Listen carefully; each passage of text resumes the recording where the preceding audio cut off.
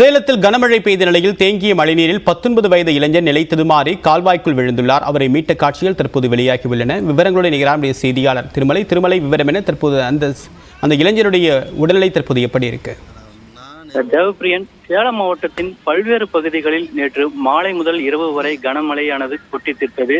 சேலம் மாநகரில் மட்டும் 76.9 மில்லிமீட்டர் அளவிற்கு மழை பதிவாகி இருக்கிறது. குறிப்பாக சேலம் மாநகர் பழைய பேருந்து நிலையம், களரம்பட்டி, கிச்சிப்பாளையம், வின்சென்ட், அஸ்தம்பட்டி, புதிய பேருந்து நிலையம், அரிசிப்பாளையம், கொண்டலாம்பட்டி உள்ளிட்ட பல்வேறு பகுதிகளில் நேற்று நண்பகல் 3:30 மணிக்கு ஆரம்பித்த மழையானது 6 மணி நேரத்தை கடந்து கனமழையாக பெய்தது. இந்த மழையின் காரணமாக சேலம் மாநகரின் பல்வேறு இடங்களில் தாழ்வான பகுதியில் மழைநீர் பெருக்கெடுத்து ஓடியது.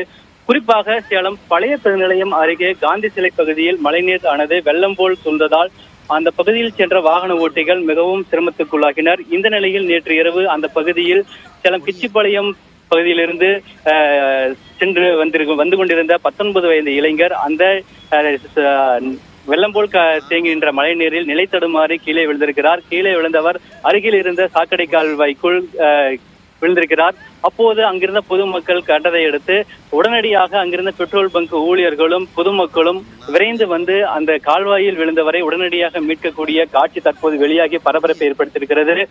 குறிப்பாக இந்த மழை காலங்களில் அந்த பகுதியில் ஏற்கனவே மழைநீரானது வெள்ளம் போல் சூழ்ந்து காணப்படுவது வழக்கம்.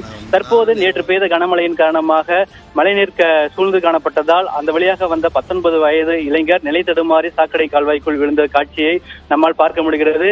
அவ்வாறு விழுந்தவரை அங்கிருந்த பொதுமக்கள் உடனடியாக மீட்டு அவரை அளித்து சென்றிருக்கின்றனர். உயிருக்கு எந்தவித பாதிப்பும் இல்லை என கூறப்படுகிறது.